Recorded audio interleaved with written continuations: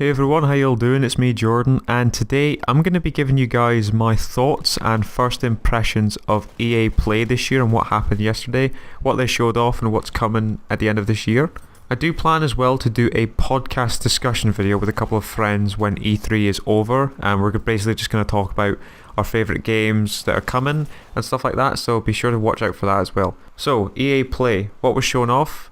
First things first, I'll start off with Battlefield 1. They showed off some of the content that's going to be coming in the next few months. The two night maps, Nivelle Nights, which is supposed to be coming at the end of June, I believe, and Priest de Dahura, I think I pronounced that right, will release at the end of July. And of course we got a little teaser trailer for the Russian DLC In the Name of the Tsar. We got to see some of the new gear in action, such as like the Mosin Nagant sniper rifle, the Parabellum MG14, the new cavalry class, and a lot more. And it's going to come in September, which apparently DICE calls late summer, and to every other sane person on the planet, we call that autumn. But they did say that there were going to be 6 new maps coming in this DLC, which is a bonus, I can say, considering the fact that they said there was only going to be 16 maps when they first gave information about Premium. But that's not me complaining about anything. I'm just happy that there's more than expected content coming on the way. But again, I've said many times before, this has taken too long, and I've seen a lot of people responding negatively about this and how they're so upset with the fact there's not enough content coming and that. And I can understand that 100%.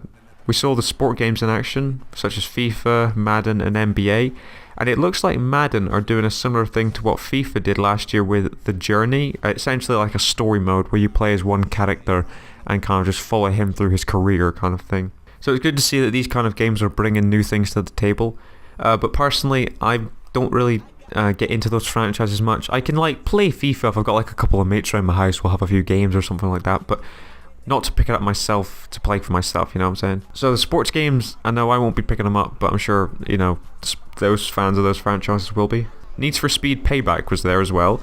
They showed off a chase sequence, Fast and Furious style. You know, cars were flipping in slow motion. There was a scene where someone jumped from a moving car onto a lorry when they were driving like 150 miles per hour. It's all that kind of stuff. And again, for me, racing isn't really my kind of thing. I used to love playing Gran Turismo back on like PS2 days, and that was a lot of fun.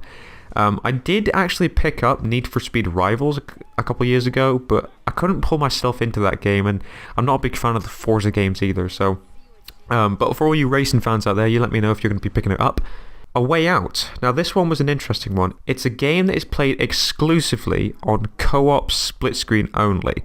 Now this one is quite interesting. You play as 2 prisoners, and like the title suggests, you've got to find a way out. I'm not sure how much of this story it's going to take up being in prison, but it seems like there's something to do with like you wanting to go after someone once you get out of prison. This could be a story game only, I'm assuming. I can't really see how they're going to implement some kind of multiplayer section. But anyway, it looks quite interesting. I'm quite keen to know more. They haven't actually given us a release date yet, I think, so it could be a year or two before it comes out, but I'm looking forward to hearing what else they've got in store for it. BioWare, they have a new IP coming, and I actually forgot about this new IP, that they actually did mention this a couple of years ago. I think at E3 2014, when they were discussing on making the new Mass Effect game, they also mentioned about making a new IP as well.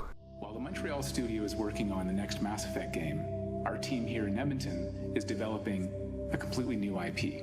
It's a chance to have a clean sheet design and start from the most fundamental principles you can have. So the new IP is called Anthem, and what I can take from that and what they said back in 2014 is that they're going to take inspiration from certain concepts of the Mass Effect franchise, but create like a new formula entirely. So that's what I'll say. And they said there is going to be more shown of this game at E3 this year. I think they said at the Microsoft conference, so I'll look forward to that. And finally, you know it, save the best for last, Star Wars Battlefront 2. And I'm going to say this first things. I have to say this first. Darth Maul, nerf him. Okay? I don't even need to play him to know that. Nerf him. Aside from that though, they said that there's going to be 3 times as much content in this one compared to the first one. Of course, there'll be the single player mode, new multiplayer modes and heroes and stuff like that. So what they showed off was a new game mode called Assault, where it's like a defense and attack kind of mode where the attacking team has to like escort this vehicle to a point, and the other team have got to destroy it. The defenders have to destroy it. But once you get to that point, there's like a override thing. Like it's like Rush, I think, where the players have to go in and arm something and override the systems while the defending team has to prevent them from doing that. I don't think I've explained it that well, but that's what I looked at it and thought. It looks really good, and I think EA are very aware of our complaints we had with the first one, because they kept going on and just referencing how much people complained about no single player and stuff like that. It was almost as if EA were laughing at themselves, to be honest with you. My only gripes of watching it was in that second section when the attacking team has to override the systems, it could get a little bit clusterfucky, right? And also the heroes, I looked at it and thought, if there's a hero in there, he's going to get like 50 kills. But that leads me on to the heroes as well. I hope that they're not as powerful as before. Like, they've still got their strong points, like that, you know, they'll probably beat your average infantry player, but they need to have some weak points. I don't know how they could do that. Maybe there should be some kind of like rechargeable ability they have or something like that that prevents them from just going on insane kill streaks. But I mean, I don't really know for myself, but I just hope that they're not as strong as they were before. So yeah, overall, very happy and excited for some of the games that are coming this year. Obviously, we haven't seen all the games yet. You know, there's other games I need to see, like Red Dead 2, COD World War 2, Destiny 2, and stuff like that. So in EA, Battlefront, definitely going to get that. A Way Out and Anthem look really interesting to me.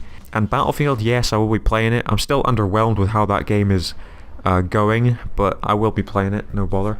So yeah, that's it for this video, guys. Thank you for watching. Tell me your thoughts in the comments below, what you're looking forward to or what you're disappointed with or excited for.